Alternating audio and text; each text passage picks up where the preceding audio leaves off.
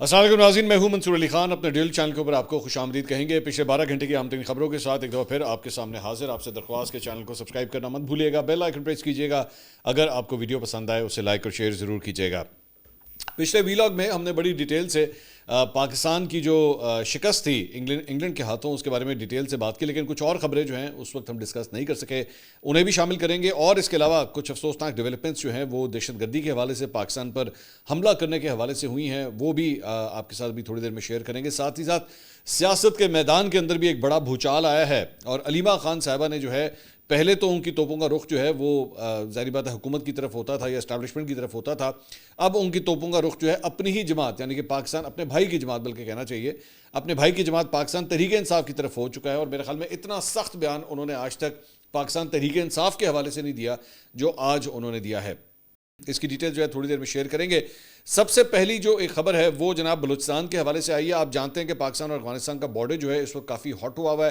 وہاں پہ پاکستان نے جو ہے وہ مختلف ایئر اسٹرائکس کی تھیں 7 مختلف جگہوں کے اوپر, اور اس کے بعد کل یہ خبریں آئیں کہ جناب بارڈر کے اوپر جو ہے وہ افغانستان کی جانب سے بھی جو ہے وہ فائرنگ ہوئی ہے. اس کی ڈیٹیلز ابھی میں آپ کو دیتا ہوں, لیکن یہاں پہ پہلی خبر یہ ہے کہ بلوچستان کے ضلع تربت کی تحصیل بلیدہ کے علاقے میناز میں ایک گھر کو راکٹ حملوں اور فائرنگ کا نشانہ بنایا گیا, جس کے نتیجے میں ایک ہی خاندان کے 6 افراد زندگی کی بازی ہار گئے, جبکہ 3 افراد شدید زخمی ہوئے ہیں.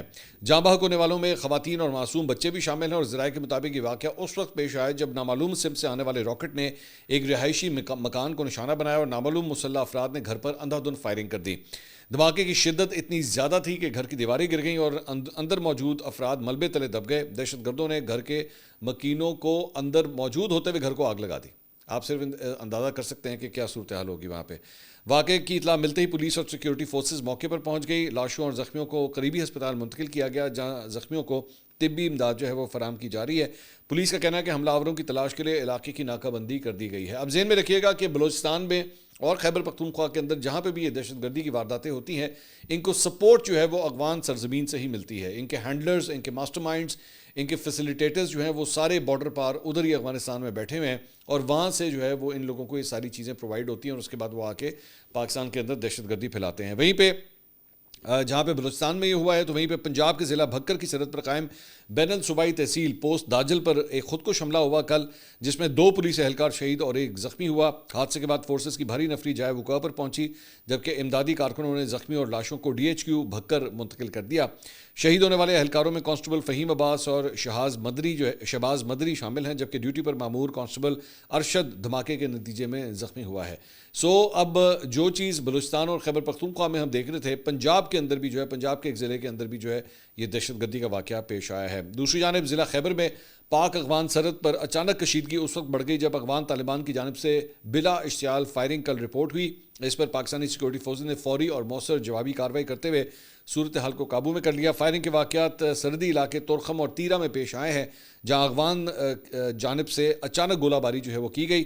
سیکورٹی ذرائع کا کہنا ہے کہ جھڑپیں سرحد کے 3 مختلف پوائنٹس پر ہوئی ہیں, اور تقریباً 1 گھنٹے تک فائرنگ کا سلسلہ جو ہے وہ جاری رہا ہے. پاکستانی فورسز کے تمام جوان محفوظ رہے, جبکہ جوابی کارروائی میں افغان فورسز کی ایک چیک پوسٹ کو نشانہ بنایا گیا جو مکمل طور پر تباہ کر دی گئی.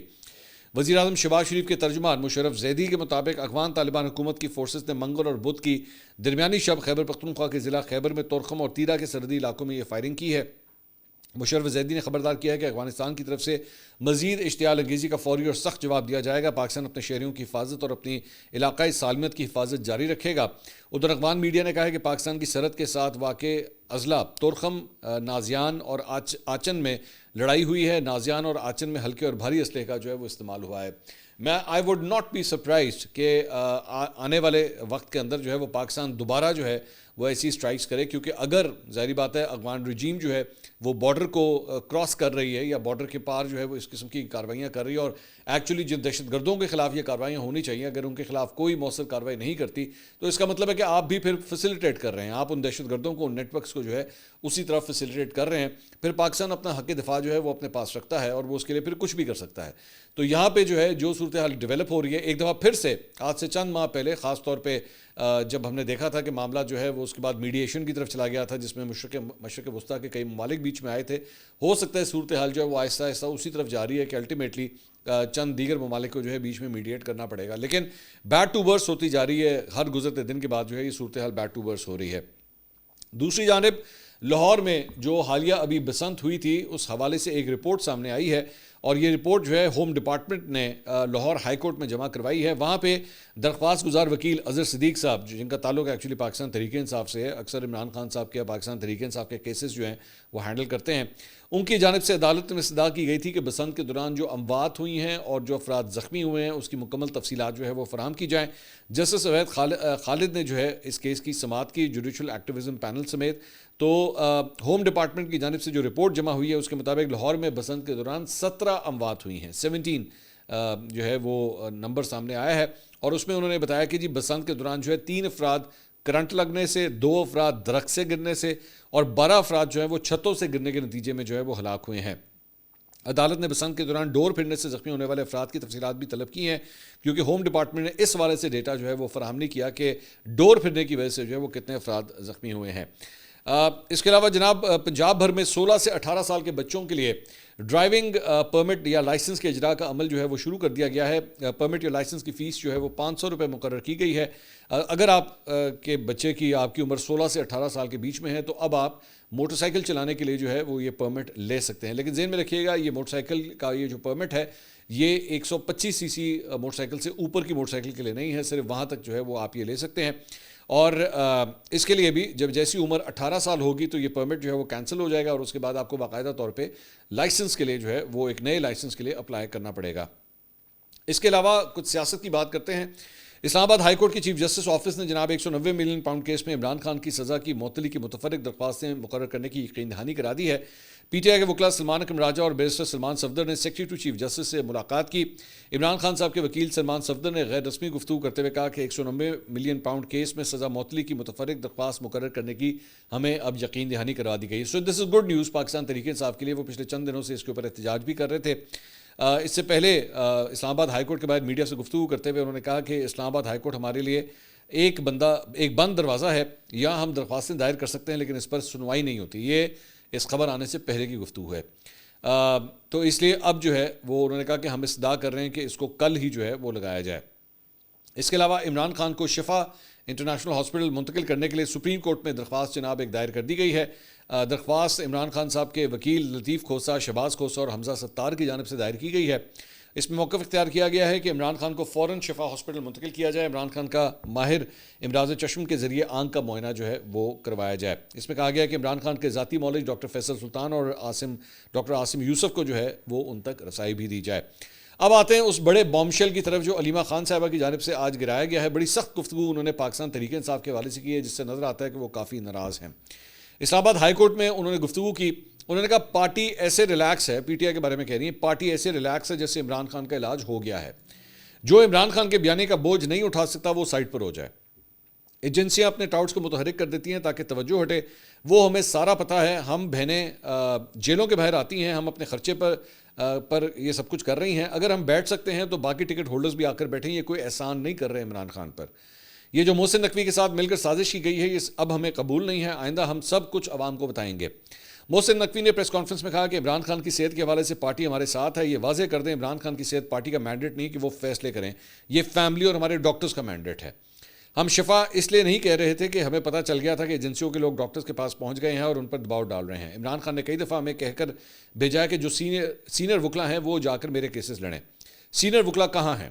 آج سلمان صفدر، سلمان اکرم راجہ اور وزیر اعلیٰ خیبر پختونخوا آ گئے ہیں، عمران خان کے ٹکٹ ہولڈر سینئر وکلا کہاں ہیں؟ علی ظفر کدھر ہیں؟ بیرسٹر گوہر جو عمران خان کی صحت کے حوالے سے بات چیت کر رہے تھے، بیرسٹر گوہر صاحب کہاں ہیں؟ وہ آج یہاں کیوں نہیں کھڑے ہیں؟ کافی حد تک میرے خیال میں اس سے سچویشن جو ہے نا اب آپ کو پتہ لگ جاتی ہے کہ پاکستان تحریک انصاف کے اندر اس وقت جو دھڑے بندی ہے وہ اس وقت کیا ہے۔ وہ ہے علیمہ خان صاحبہ، سلمان اکرم راجہ اور سہیل آفریدی صاحب جو وزیر اعلیٰ خیبر پختونخوا ہے، جبکہ دوسری سائڈ کے اوپر جو ہے وہ آپ کو بیرسٹر گوہر اب نظر آ رہے ہیں کہ بیرسٹر گوہر کے اوپر، علی ظفر کے اوپر جو ہے وہ مشال یوسفزئی کے اوپر جو ہے وہ تنقید ہو رہی ہے، اور علی امین گنڈا پور صاحب، یہ مطلب ایک گروپ جو ہے وہ بالکل سائڈ پہ ہو کے جو ہے وہ رہ گیا ہے، اور علیمہ خان صاحبہ جو ہے وہ اس سے بالکل بھی خوش نہیں ہے۔ اب سوال یہ ہے کہ اگر ایک پارٹی کو جو ہے وہ یہ کہا جاتا ہے کہ جناب آپ اس کے اوپر احتجاج کریں اور آپ اس کے اوپر جو ہے وہ دھرنے دیں، لیکن اس کے بعد یہ بھی کہا جاتا ہے کہ جناب یہ آپ کا مینڈیٹ نہیں ہے، صحت کے حوالے سے بات کرنا یا اس حوالے سے کچھ بھی کرنا وہ آپ کا مینڈیٹ نہیں ہے، ہم ڈیسائیڈ کریں گے کہ کیا کرنا ہے۔ یہ رائٹ ہے ان کا، میں بار بار کہتا ہوں میرا صرف پوائنٹ یہ ہے کہ فارملی پھر علیمہ خان صاحبہ کو پارٹی کا چیئرمین بنا دیا جائے، یا آپ سمجھ لیجئے کہ کیئر ٹیکر یا انٹرم چیئرمین جو ہے وہ ان کو بنا دیا جائے، تاکہ علیمہ خان صاحبہ پھر اپنی مرضی سے پارٹی جو ہے وہ کم از کم رن کر سکیں۔ میں تو بہت پہلے سے یہ بات کہتا آیا ہوں کہ الٹیمیٹلی مجھے یہی نظر آتا ہے کہ عمران خان صاحب کے بعد ان کی بہن ہی ہے جو بیسکلی ان چیزوں کو رن کر سکتی ہیں، اس کے علاوہ اگر کسی اور شخصیت کی بات ہوگی تو وہ اس طرح نہیں چلا سکیں گے۔ لیکن پرابلم کہاں پہ آتی ہے، آئی کین انڈرسٹینڈ پرابلم کہاں پہ آتی ہے، وہ یہ ہے کہ عمران خان صاحب نے ساری زندگی جو اپنا ایک موقف لیا ہے کہ میں موروثی سیاست کے خلاف ہوں، تو اس کو ڈیفینڈ کس طرح کیا جائے گا، اس بات کو کس طرح ڈیفینڈ کیا جائے گا کہ ہاں جی وہی جو ہیں وہ ساری چیزوں کو رن کر رہی ہیں، جبکہ پریکٹیکلی ایکچولی کر بھی وہی رہی ہیں۔ مطلب اگر کوئی مجھے یہ کہے کہ جناب آج پارٹی کے اندر وہ ہوگا جو بیرسٹر گوہر کہیں گے یا پھر وہ ہوگا جو علیمہ خان کہیں گی، تو زمین آسمان کا فرق ہے دونوں میں۔ علیمہ خان صاحبہ ہی شو رن کرتی ہیں، علیمہ خان صاحبہ کے کہنے کے اوپر ہی ہوتا ہے، لیکن پرابلم صرف یہ ہے ان کے پاس کوئی فارمل کرسی نہیں ہے اس وقت۔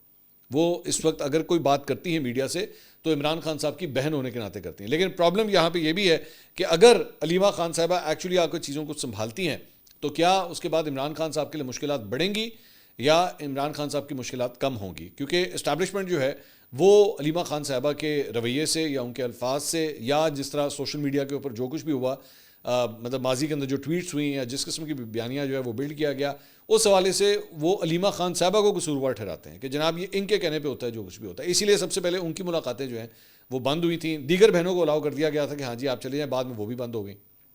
تو کیا علیمہ خان صاحبہ اگر کل کو پی ٹی آئی کو فارملی ٹیک اوور کرتی ہیں تو کیا مشکلات کم ہوں گی یا بڑھیں گی؟ لیکن اس کے بعد ظاہری بات ہے پھر ان کو آل آؤٹ جانا پڑے گا، پھر ان کو مطلب اسٹریٹ ایجیٹیشن کی بات ہو، احتجاج کرنے کی بات ہو، پھر ان کو آل آؤٹ ہی جانا پڑے گا، جو کہ ایک بڑی مشکل آپشن ہوگی علیمہ خان صاحبہ کے لیے۔ دیکھتے ہیں اس پہ کیا ہوتا ہے۔ دوسری جانب آج ایک واقعہ پیش آیا اور وہ یہ تھا کہ وزیر اعلیٰ خیبر پختونخوا سہیل آفریدی صاحب جو ہے وہ چیف جسٹس اسلام آباد ہائی کورٹ جسٹس سرفراز ڈوگر کی عدالت میں جو ہے وہ روسٹرم پر جا کر بات کرنے کی انہوں نے وہاں پہ کوشش کی، اوپن کورٹ کے اندر۔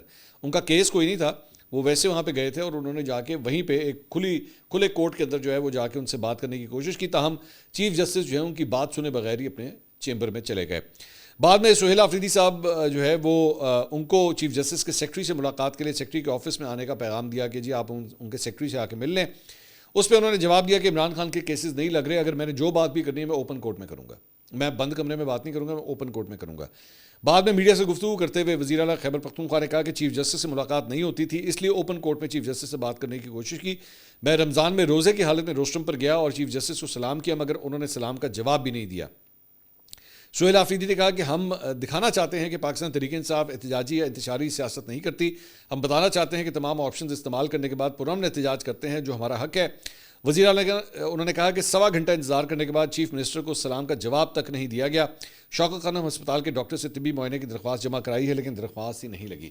سو بیسیکلی گلا جو ہے سہیل آفریدی صاحب کو یہ ہے کہ میں نے انہیں سلام کیا چیف جسٹس کو، لیکن انہوں نے میرے سوال کا جواب نہیں دیا۔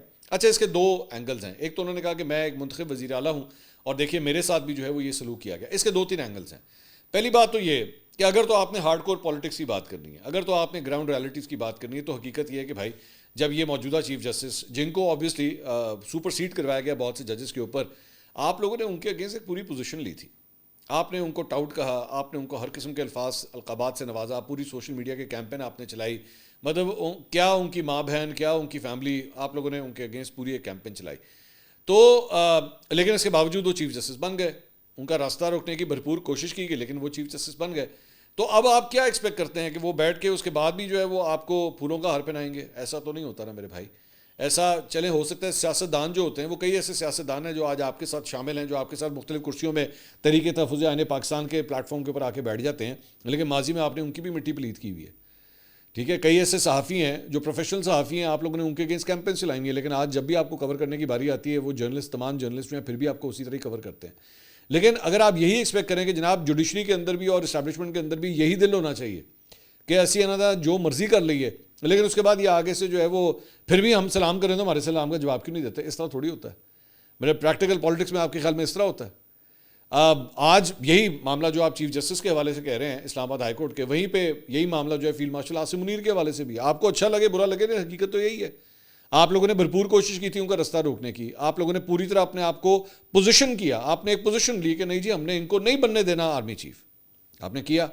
عمران خان صاحب نے بیٹھ کے جنرل باجوہ کو جو ہے، جن کو وہ میر جعفر میر صادق کہتے تھے، ان کو تک ایکسٹینشن دینے کے لیے تیار ہو گئے تھے کہ یہ نہ آ جائے کسی طرح، کیونکہ آپ کو پتا تھا کہ ماضی میں ہم نے ان کو D G I S I کے عہدے سے ہٹایا ہوا ہے، ہمارا ان کا پھڈا ہے، ہمارا ان کا ایک ایشو ہے، یہ آرمی چیف نہیں بننے چاہیے. وہ بن گئے. اب جب وہ بن گئے تو ظاہری بات ہے پھر اس کے بعد ایک ریاکشن بھی بنتا ہے. یہ جسٹیفائڈ کسی صورت نہیں ہے کہ اس کے بعد آپ کے ساتھ جو کچھ ہو رہا ہے وہ جسٹیفائڈ ہو جاتا ہے، بالکل نہیں. قانون اور آئین کے دائرے میں رہتے ہوئے ہونا چاہیے جو کچھ بھی ہو رہا ہے، لیکن یہ ہے ہارڈ کور پالیٹکس. دوسری بات یہ کہ آپ یہ مطلب آفریدی صاحب یہ فرما رہے تھے کہ میں منتخب وزیر اعلیٰ ہوں اور میں گیا ہوں اوپن کورٹ کے اندر اور میں نے جا کے انہیں اسلام کیا، انہوں نے میرے اسلام کا جواب نہیں دیا. بالکل اسی طرح ایک وہ بھی وقت تھا جب عمران خان صاحب سپریم کورٹ میں گئے تھے اور ایک جج نے ان کو کہا تھا گڈ ٹو سی یو. تو ضروری نہیں ہے کہ اگر ایک جج نے ایک عدالت میں کھڑے ہو کے آپ کے لیے کہا کہ جناب گڈ ٹو سی یو تو ہر جج اب آپ کے ساتھ ایسا ہی کرے گا. یہاں پہ تو یہ بھی سوال کیا جا سکتا ہے کہ کیا اوپن کورٹ میں جا کے کوئی بھی شخص جو ہے وہ جا کے چیف جسٹس سے مخاطب ہو سکتا ہے کہ جناب میری بات سنیں، السلام علیکم، پہلے میری گل سنو. نہیں، اس طرح نہیں ہو سکتا. مطلب ویسے تو ججز کے حوالے سے پورا کوڈ آف کنڈکٹ ہے، آپ وہ سوشلائز کم کرتے ہیں، اخبار کم پڑھتے ہیں، ضروری نہیں ہوتا. اور ایک جگہ یہ جو جملہ کہا جاتا ہے جی عدالت کی نظر میں سب برابر ہیں، تو عدالت کی نظر میں جب سب برابر ہیں تو انہوں نے یہ تو نہیں دیکھنا کہ وہاں پہ وزیر اعلیٰ مجھے اسلام کر رہا ہے یا محمد رفیق مجھے اسلام کر رہا ہے. ان کی نظر میں تو پھر سب برابر ہیں. تو ضروری تو نہیں ہے کہ کوئی بھی آ جائے عدالت کے اندر تو وہ کہیں کہ جناب پہلے آپ میری بات سنیں، باقی سارے کام بعد میں ہوں گے. ایسا نہیں ہوتا. ہاں اگر تو مورلز کی بات کرنی ہے، آ جائیں پھر اب ہارڈ کور پالیٹکس میں نکل کے مورلز کے اوپر بات کر لیتے ہیں. مورلی یس، چیف منسٹر ہیں خیبر پختونخوا کے، ہاں ان کو ایک رسپیکٹ ان کی ہونی چاہیے، ہاں ان کے سلام کا جواب بھی دینا چاہیے، ہاں ان کی بات بھی سنی جانی چاہیے. ہاں اگر وہ آ کے ایک کورٹ کے اندر آ رہے ہیں تو ان کی بات سنی ضرور جانی چاہیے، کم از کم اس پہ عمل ہو یا نہ ہو وہ بات کی بات ہے، لیکن سنی ضرور جانی چاہیے. لیکن بات یہ ہے نا کہ ہارڈ کور پالیٹکس جو ہوتی ہے وہ مورلز کے اوپر نہیں چلتی. یہ ہے حقیقت. مورالٹی تو یہی مانگتی ہے، مطلب احساسات جسے کہتے ہیں نا، وہ تو یہی مانگتی ہے کہ ہاں یار احساس کرنا چاہیے. لیکن ہارڈ کور پالیٹکس چلتی نہیں ہے نا. بتاؤ آپ کے یہاں پہ ماضی کے اندر ایک ایسے چیف جسٹس بھی رہے سپریم کورٹ آف پاکستان کے جو ڈیم بنانے کے لیے آپ کے وزراء کے ساتھ ہی باہر نکل پڑے تھے، جو کہ کام تھا چیف جسٹس کا. کیا یہ ان کا کام تھا؟ اس کام کے لیے گورنمنٹ آف پاکستان ان کو تنخواہ دیتی تھی. لیکن انہوں نے کہا نہیں میں ڈیم بناواں گا، میں ادھر بھی جاواں گا، ادھر بھی جاؤں گا، میں ہسپتالوں کے دورے بھی کروں گا. میں اس وقت آپ کا دل نہیں کیا تھا کہ آپ یہ کہیں کہ جناب یہ دیکھیں کیا طریقہ ہو رہا ہے. Chief justices are not suppose to act like that. نہیں نا، اس وقت آپ کو پسند تھا کیونکہ وہ آپ کے لیے ٹھنڈی ہوائیں چلاتا تھا. اب آپ کے لیے ٹھنڈی ہوائیں نہیں چل رہی، اب آپ کے لیے چل رہی ہیں گرم ہوائیں. تو میری نظر میں نہ گرم چلنی چاہیے، نہ ٹھنڈی ہوا چلنی چاہیے، ہوا چلنی چاہیے. ایک عام پاکستانی کے لیے ٹھنڈی ہوا چلنی چاہیے. عہدوں کے اوپر بیٹھے ہوئے لوگوں کے لیے جو ہے، لوگوں کو ان ججز کو جو ہے وہ کیسز دیکھنے چاہیے، فیسز نہیں دیکھنے چاہیے. اب آپ جو ڈیمانڈ کر رہے ہیں وہ یہ ہے کہ میرا فیس دیکھنا چاہیے تھا، میں تو سی ایم ہوں. یہی ہوتا ہے پھر. اور ایکچولی پرابلم ایک اور ہے کہ صرف یہ بیسکلی جو چھوٹا سا واقعہ ہے نا، یہ چیف جسٹس اسلام آباد ہائی کورٹ بیسکلی آپ کے سلام کا جواب نہیں دے رہی، یہ سسٹم ہی آپ کے سلام کا جواب نہیں دے رہا، جو کہ غلط ہے. میں دوبارہ یہ کہوں گا یہ غلط ہے. میری نظر میں آپ ایک سی ایم ہیں ایک صوبے کے، اور آپ کا رائٹ ہے کہ آپ کو سنا جانا چاہیے. اور اسی طرح جن کے ساتھ آپ کی مڈبیر ہوئی ہے ان کا بھی رائٹ ہے کہ آپ ان کی بات بھی سنیں. ابھی تھوڑی دیر پہلے خیبر پختونخوا کے حوالے سے جو میں نے ساری ڈیٹیلز میں نے شیئر کی ہیں کہ وہاں پہ کیا صورتحال ڈیولپ ہوئی ہے، تو آپ کو بھی دھیان دینا چاہیے کہ سیکورٹی فورسز کے ساتھ، ملکی اسٹیبلشمنٹ کے ساتھ جو ہے ایک جوائنٹ پیج کے اوپر بیٹھ کے اس دہشت گردی کا مقابلہ کریں. جب آپ کا یہ مقابلہ نہیں ہوگا تو پھر ان جگہوں کے اوپر آپ کے سلام کا جواب نہیں دیا جائے گا. یہ ہے اصل حقیقت. کڑوی ہے لیکن یہ ہے اصل حقیقت. اس کے علاوہ جناب علی امین گنڈا پور صاحب کی سیکیورٹی لینے کے حوالے سے پچھلے ویلاگ کے اندر ہم نے بات کی تھی آپ سے. اس کے حوالے سے جناب اب خبر یہ ہے کہ سہیل آفریدی صاحب نے جو ہے اس کو بڑا سختی سے ڈینائی کیا ہے. انہوں نے کہا کہ میں اتنا فارغ نہیں ہوں کہ سیکیورٹی میں واپس لیتا رہوں. انہوں نے کہا ہماری ترجیح عمران خان کی رہائی ہے، اگر کوئی نان ایشو کو ایشو بنا کر خبروں میں رہنا چاہتے ہیں تو میں کچھ نہیں کر سکتا. دوسری جانب خیبر پختونخوا پولیس نے بھی جو ہے وہ گنڈا پور صاحب کی سیکیورٹی واپس نہ لینے کی جو ہے وہ تصدیق کی ہے.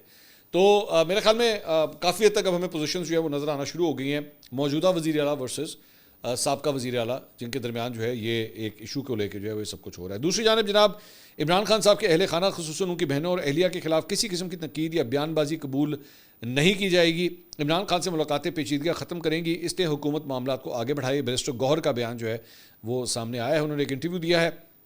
ان کے مطابق عمران خان کی بہنیں تنقید نہیں بلکہ غلطیوں کی نشاندہی کرتی ہیں اور یہ ان کا حق ہے، تاہم پارٹی قائدین کو چاہیے کہ وہ اس پر عوامی سطح پر جواب نہ دیں. میرے خیال میں گنڈا پور صاحب کے لیے جو ہے وہ یہ پیغام تھا. پی ٹی آئی ایک جمہوری جماعت ہے، کوئی کنگز پارٹی نہیں، اور اس میں آمریت کی کوئی گنجائش نہیں ہے. میڈیا یا عوامی سطح پر ایک دوسرے پر تنقید سے گریز ضروری ہے کیونکہ پارٹی ڈسپلن نہایت اہم ہے. ویسے وہ جو تنقید ہے وہ تو علیمہ خان صاحبہ جو ہیں وہ آلریڈی کر چکی ہیں. دوسرا جناب IMF کا وفد جو ہے وہ اہم دورے کے اوپر پاکستان پہنچ گیا ہے اور اسٹیٹ بینک حکام سے ملاقات بھی اس نے کی ہے. ملاقات کے دوران IMF حکام کو اسٹیٹ بینک کی جانب سے معاشی کارکردگی اور ڈیٹا پر بریفنگ دی گئی ہے. IMF کے ساتھ پہلے مرحلے میں ٹیکنیکل ڈیٹا شیئرنگ ہوگی. مذاکرات میں IMF وفد کو جولائی تا جنوری معاشی کارکردگی سے آگاہ کیا جائے گا. ذرائع کے مطابق ڈیٹا شیئرنگ سیشن کے دوران IMF مشن اور اسٹیٹ بینک کے ماہرین کے درمیان زر مبادلہ کے ذخائر میں بہتری سے متعلق تفصیلی تبادلہ خیال جو ہے وہ کیا جائے گا. اب تک کے لیے اتنا ہی. اگلی ویڈیو میں آپ سے دوبارہ ملاقات ہوگی. اللہ حافظ.